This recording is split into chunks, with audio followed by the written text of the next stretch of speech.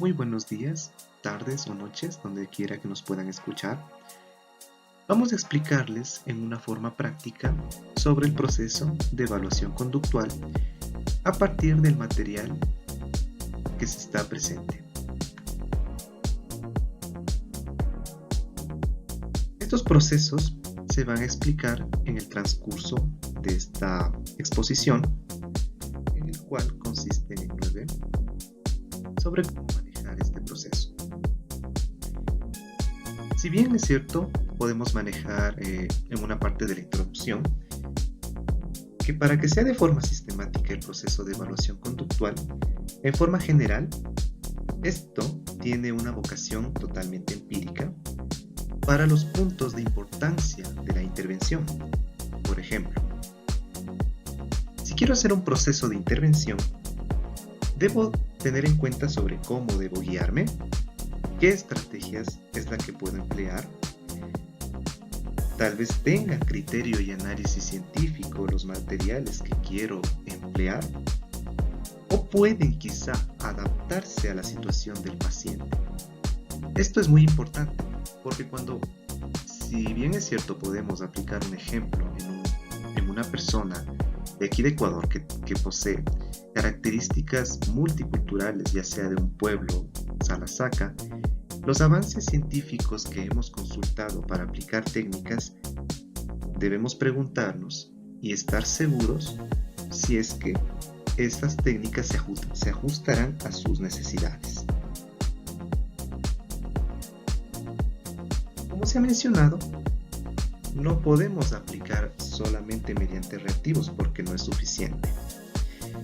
Y si vamos a la historia, desde los años 60 se puede evidenciar cómo el experimento del pequeño Albert realizado por Watson es el que marca la historia de esta evaluación.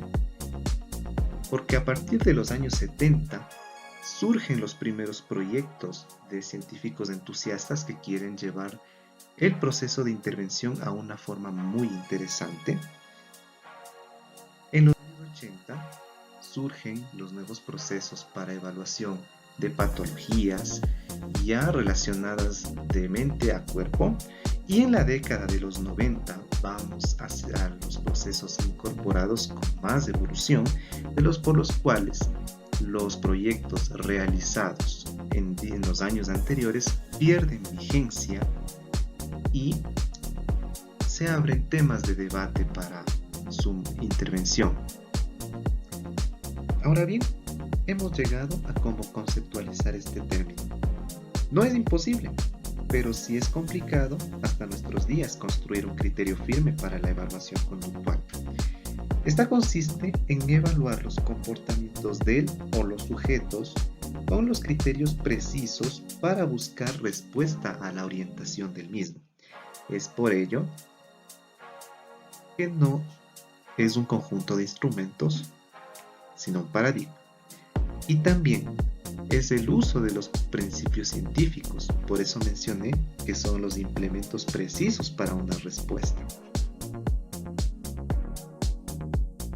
Sé que se necesitan instrumentos para determinar la evaluación, pero se debe mantener una óptima validez mediante las siguientes medidas, que están detalladas a continuación. En esta medida, la cual llamamos entrevistas conductuales, consiste en realizar la recogida de la información. ¿En qué consiste? Mediante un ejemplo, el terapeuta deberá primero tomar la respectiva autorización al paciente. Antes de esto, si es el caso de un niño o de un adolescente, deberá el consentimiento ser de parte de este sujeto y de los representantes del mismo. Y para que cumpla las siguientes características, procedamos con un ejemplo. Un paciente adolescente de 16 años acude a consulta con el motivo: presenta ansiedad que no puede superar a sí mismo y no le deja continuar con sus actividades desde casa y actividades escolares. Primera característica se cumple en la que el terapeuta debe establecer una conducta sumamente empática hacia el paciente. No debe realizar de manera monótona preguntas: ¿por qué estás así? ¿A qué vienes? Sino establecer un por qué, o sea, un cuál. ¿Cuál es tu situación? ¿Qué hizo que tu persona venga hacia mi consulta? En la segunda característica podemos, como terapeutas, ver cómo el paciente se expresa de manera no verbal, mediante hiperhidrosis, mediante tambaleo en los pies, mediante movimientos no voluntarios de las manos, en las cuales definiremos las primeras fases de la conducta. Y la tercera característica que se presenta aquí es cómo ha venido remontando esas conductas y para que esa ansiedad venga hacia el paciente. Por ejemplo, el paciente puede responder cuando yo le hago una pregunta: ¿cuándo tuviste estos episodios de los movimientos no voluntarios con las manos? ¿Desde cuándo empezaste a mover así tus manos? El paciente me puede responder: ¿sabe qué? No lo sé, puedo decirle el día de ayer, cuando estaba en el colegio. Entonces ya podemos identificar el problema, la frecuencia de cómo el paciente puede describir esas conductas. ¿Y bajo qué intensidad? ¿Sabe qué, doctor? Tengo este problema cuando tengo horas de matemática o cuando es hora del recreo. Eso es lo que me provoca el movimiento involuntario de las manos. En la cuarta característica vemos los antecedentes. Aquí el paciente le puede mencionar al terapeuta un pequeño recorrido por el pasado. Es importante recalcar que no se debe entrar a detalles en una larga historia del pasado, porque solamente deben ser los acontecimientos que realizan la aparición de las conductas. Puede ser, por ejemplo, si el paciente me menciona problemas intrafamiliares, problemas de acoso escolar en el colegio, o si su profesor no le atiende de manera paciente en las horas de matemática. Son simplemente lo que el paciente puede decir. En la quinta característica es las consecuencias que esos actos han hecho y pueden repercutir en el paciente. Por ejemplo, no puede realizar los deberes de matemática porque el maestro no tiene una buena actitud hacia el paciente en el contexto educativo. Y en el contexto de hogar, si los padres no tienden a entender a su hijo, el adolescente no va a realizar de manera tranquila sus deberes y no va a confiar en sus padres para poder pedir ayuda en caso de que lo requiera. En la sexta característica, ya realizado un número de sesiones, ¿qué recursos el terapeuta utilizará? Y de manera de argumentos le dirá al paciente qué estrategia se le puede realizar acorde a sus necesidades. Y con la séptima característica, el registro de lo que se dirá en las sesiones se irá comunicando al paciente cómo se lograrán aplicar, cómo serán las próximas sesiones. En este caso, el paciente es adolescente. Por ejemplo, puede surgir que una sesión deba entablar con sus padres o una sesión deba entablar con esta persona, con este adolescente y con sus padres. Y con el tiempo, en un paso de sesiones, en la octava característica, se da el resumen de cómo consistirá ese proceso de intervención con el paciente, y él mismo deberá dar su aprobación o su rechazo. En la observación conductual veremos, como su nombre lo dice, en la que el terapeuta, por medio de la observación, identificará cuáles son las conductas del paciente en un entorno natural. Se lo dice así porque estas clases de entornos poseen testigos quienes pueden observar o quienes pueden establecer una conclusión para remitir al terapeuta, a diferencia de un entorno donde no existan personas quien pueda observar la conducta. Por ejemplo, un psicólogo acude a un curso de octavo de básica y mira que en una clase de matemática el paciente no está prestando atención a la clase. Pasa todo el tiempo jugando con sus lápices, con su borrador en el transcurso de 10 minutos. Y después pone atención a lo que el profesor menciona, pero pasados esos 10 minutos vuelve a hacer las mismas conductas. Tiende a veces a la hiperhidrosis cuando es momento de participar y tiende a no realizar las actividades propuestas por su docente cuando es momento de hacer talleres. Entonces, estas son las conductas no verbales que se pueden expresar en el estudiante sin necesidad de que el paciente los comente.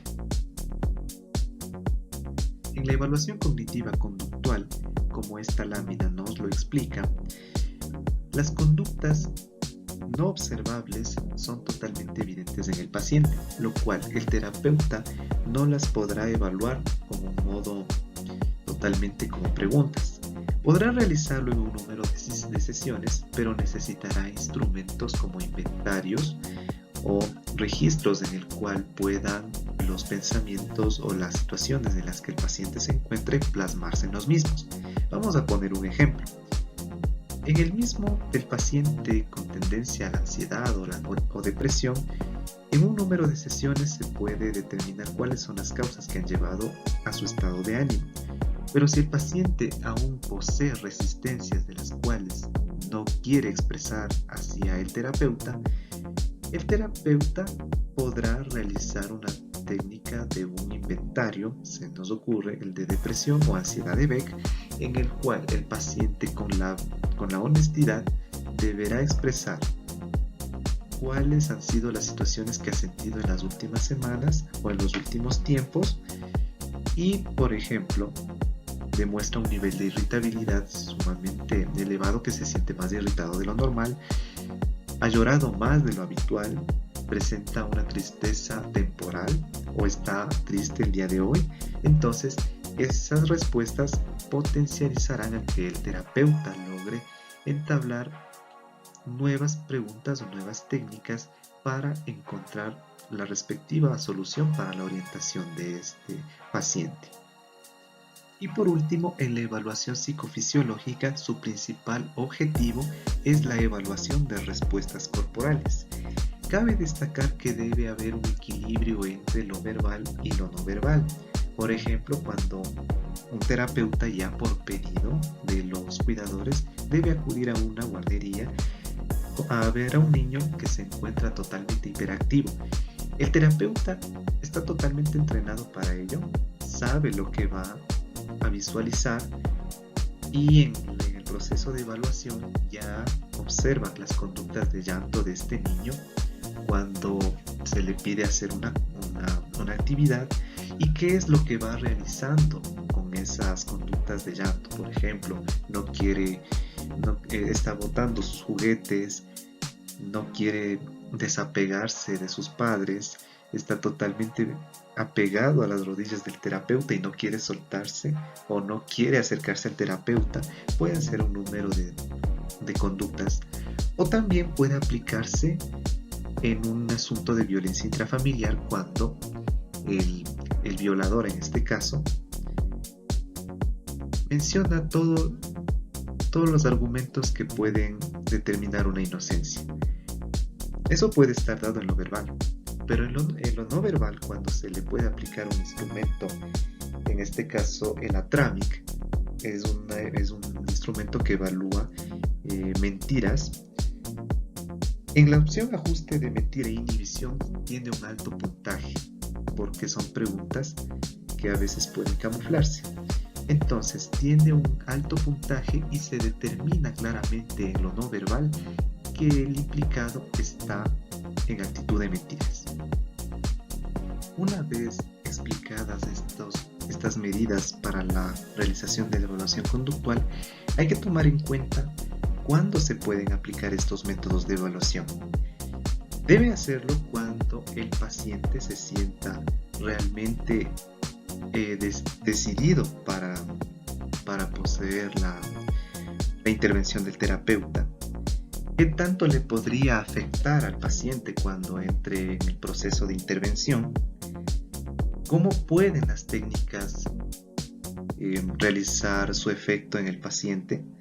Si de casualidad este paciente necesite la ayuda de colegas de distintas áreas o de la misma que se encuentre el terapeuta realizando, cuánto podría ser el costo que el paciente podría cancelar o cómo se llegaría a un acuerdo y qué restricciones pueden darse en el proceso de intervención.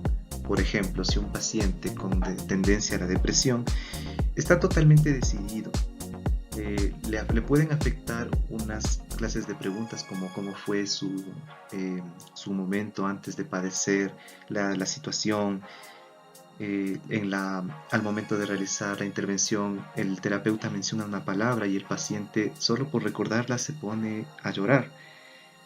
Y si en esa conducta no se puede restablecer o no se puede llegar a un acuerdo, debe el terapeuta realizar la cooperación con otros colegas, y esto puede llevarle a un costo no elevado, pero a donde el terapeuta lo indique, y qué restricciones se pueden dar, como pausar la sesión por un número de meses, un número de días, y qué puede llevarse a cabo para realizar un nuevo proceso o su respectiva continuación. Después de haberse explicado las medidas anteriores en el proceso de evaluación conductual, es importante también determinar el análisis funcional en el mismo, porque de ello se hace un análisis de las variables en la conducta encontrada en el paciente. Por ejemplo, en un paciente que padece, nuevamente el ejemplo del adolescente con problemas de ansiedad y depresión, ¿qué factores influyen en eso? Factores ambientales, factores escolares, factores de hogar, tomando en cuenta también el concepto de funcionalidad que planteó Skinner sobre la relación que existe entre el paciente, su comportamiento en el medio en el que se encuentra.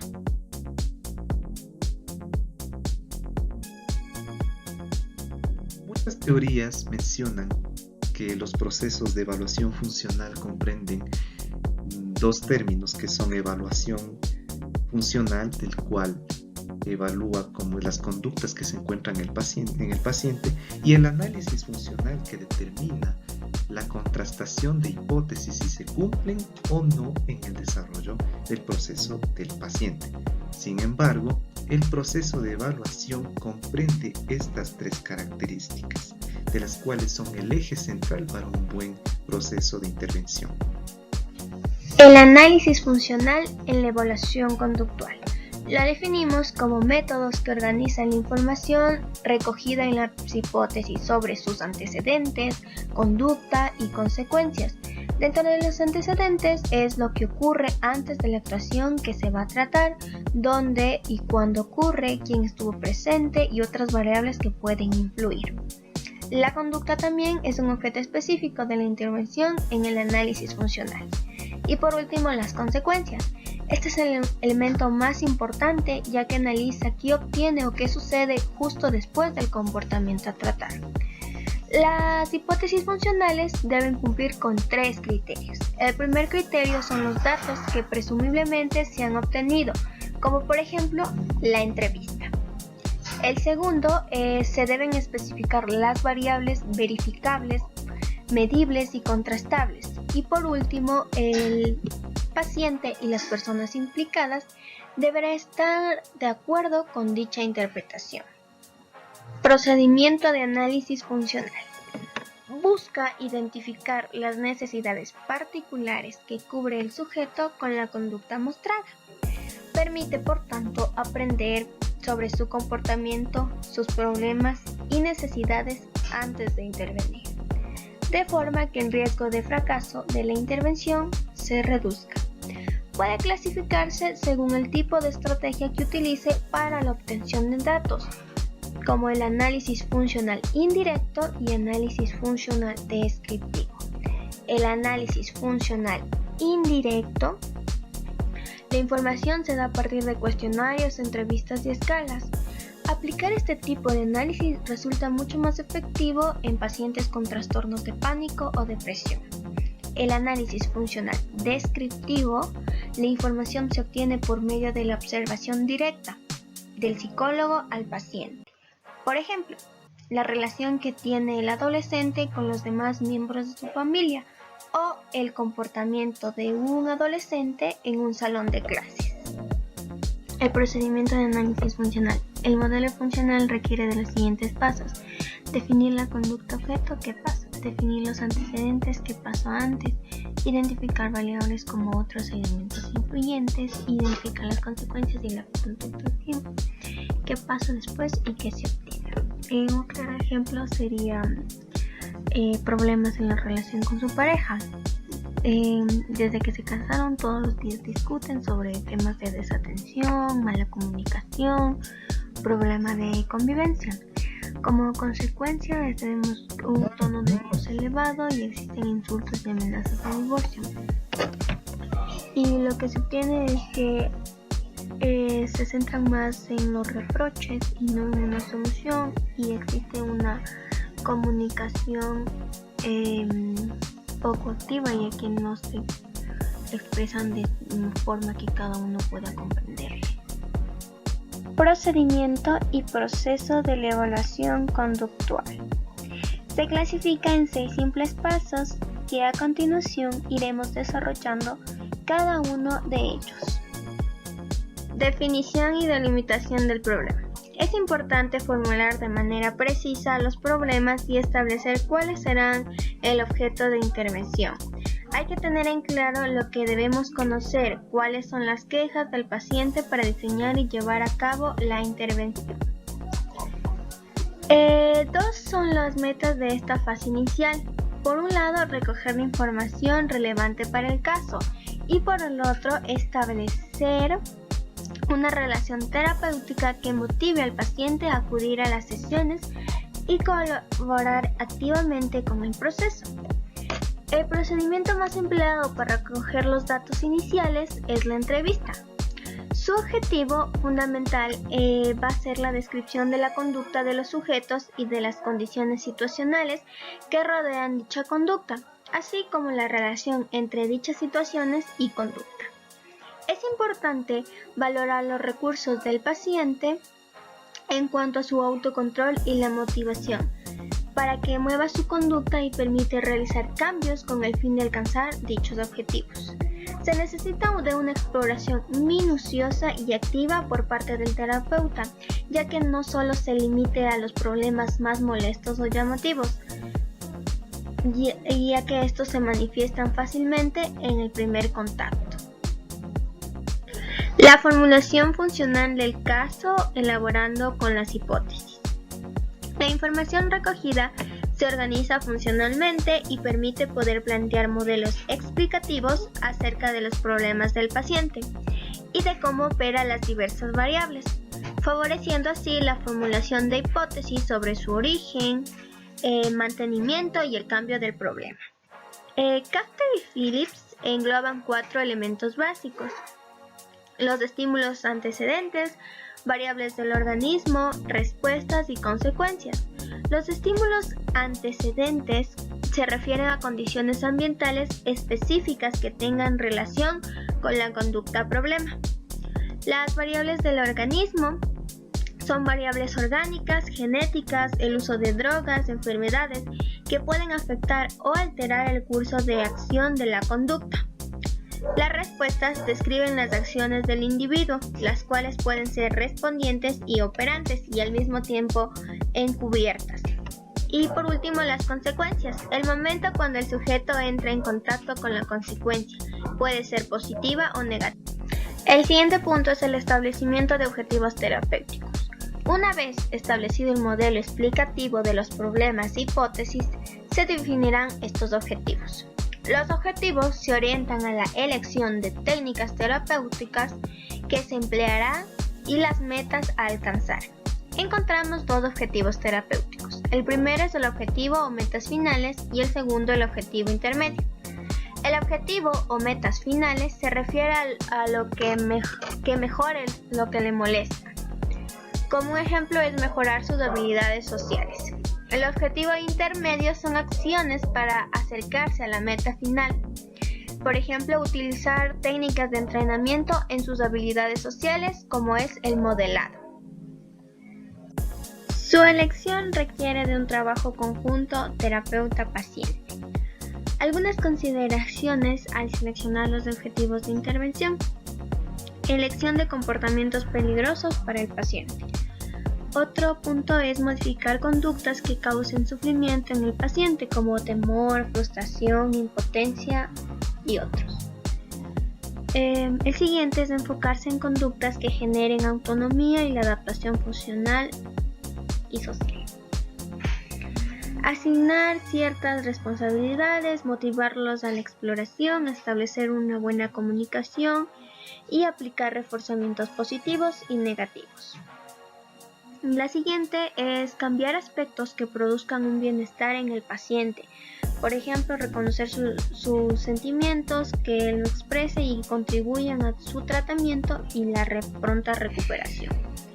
Finalmente, diseñar un plan de creación, modulación y eliminación de conductas. Continuamos con el establecimiento de objetivos terapéuticos. El tener un objetivo en terapia es importante, ya que sin él no se puede saber si la terapia está teniendo éxito o no. Por ejemplo, lo primero que se hace cuando se programa un viaje o una excursión es fijarnos una meta o un destino, pues pasa lo mismo con los objetivos terapéuticos. Como primer punto, hay que establecer objetivos concretos, realistas y que el paciente esté de acuerdo con ellos. Otro punto es empezar por lo menos complejo, como es aliviando sus síntomas, permitiéndole la mejora de su calidad de vida del paciente. Otro es, si es que el paciente no está de acuerdo con estos objetivos que se van a trabajar en la terapia, lo más probable es que exista un abandono o un fracaso terapéutico. Y por último, el terapeuta decide ofrecer su apoyo y llevar a cabo la terapia planteada. El establecimiento de técnicas y procedimientos de intervención. En función a los objetivos se elegirán las técnicas a trabajar en la terapia. El análisis funcional señala cuáles son los elementos concretos que debemos modular. La selección de técnicas vendrán también determinadas por el proceso de evaluación, pero también de otros factores que son la estrategia de la conducta clave, que es consideración de la primera conducta de una cadena causal, las características del paciente y características del terapeuta. Como penúltimo paso del procedimiento y procesos de evaluación conductual, encontramos la aplicación del programa de tratamiento. La evaluación de la evolución del cliente, es decir, la respuesta al tratamiento, no debe basarse solamente en explicaciones generales, sino que deben emplearse con mayor o menor periodicidad. También una breve revisión de las sesiones anteriores. Se pregunta al paciente qué cosas le parecieron importantes de la sesión y si hay algo que quisiera comentar. También establecer el orden del día. Se trata de determinar qué se va a hacer en cada sesión y en qué orden se va a llevar. La revisión de sus actividades entre sesiones. Se trata de ver cómo han ido las actividades acordadas por medio de autorregistros. Y por último, el resumen y retroalimentación del paciente. Cuando los datos proporcionados por la evaluación durante el tratamiento indican que se ha alcanzado con los objetivos terapéuticos, la terapia finaliza. El último paso es la evaluación de la intervención. La evaluación de los resultados se realiza en distintos momentos, a lo largo del tratamiento, en el momento final de la intervención y durante el seguimiento. Al realizar esta retroalimentación se contrasta con las hipótesis y modificando los objetivos de intervención si es que es pertinente. Finalmente, la evaluación ayuda a mejorar la gestión y los resultados porque produce la información necesaria para identificar y entender las causas de los logros o los fracasos dentro de la intervención psicológica.